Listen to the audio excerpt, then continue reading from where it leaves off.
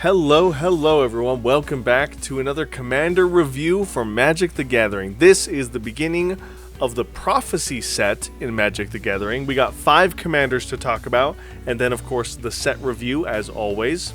Today we're going to start off with Alexi, Zephyr, Mage.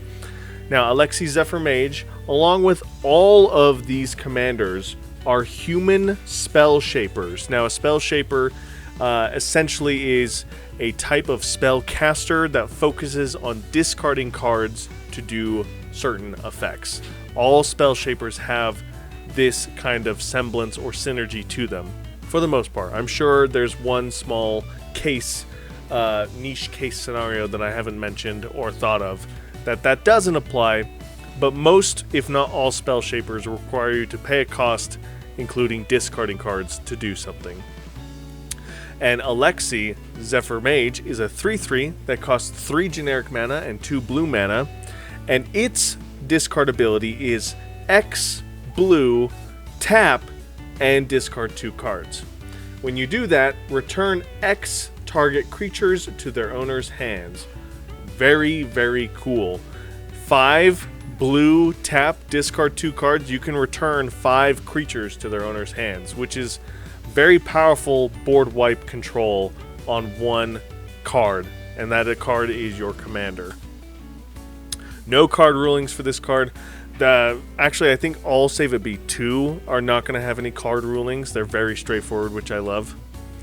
To synergize with the discarding shenanigans in the mono blue deck with Alexi is Curator of Mysteries. Every time you discard a card, you're going to be able to scry one, so very cool, because not only are you going to be discarding cards to control the board, but you're also going to be able to know what's coming up next, so that way you can maximize your next turn, whether it needs to control the board some more or grow your own board state.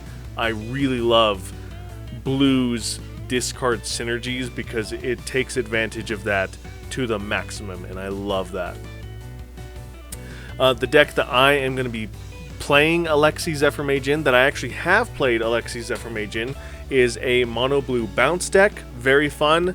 All about, mine in particular is all about taking my own cards and getting advantage, building an engine, and really outvaluing my opponent.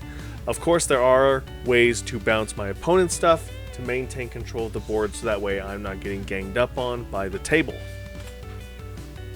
A popular deck idea on EDH Rec is, of course, discard shenanigans.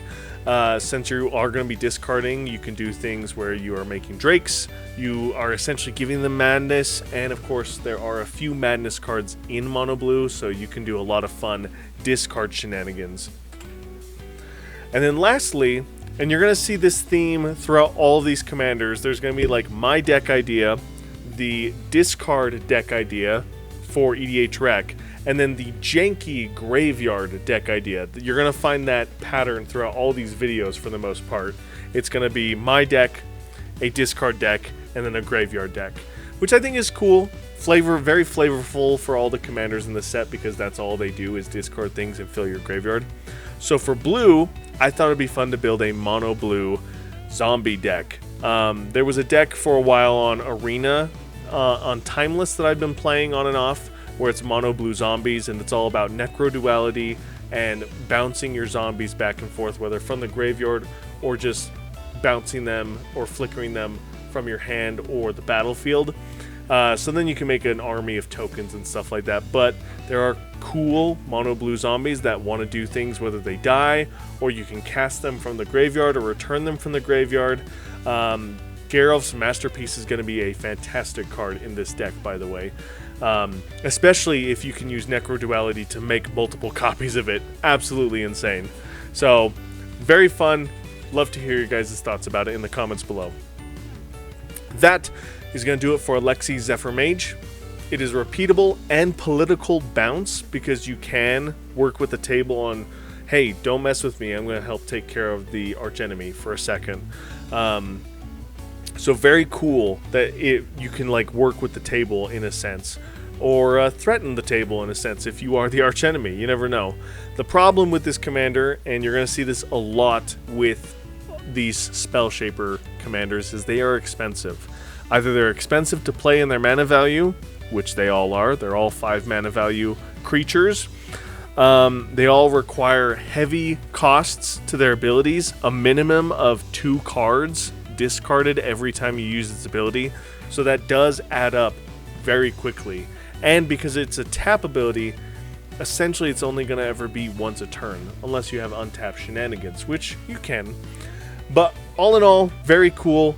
I've actually played with this commander in my bounce deck. I have a lot of fun with it. Very cool card. I can't wait to talk about the other ones with you. So let me know in the comments below what you guys think, if there's anything I missed.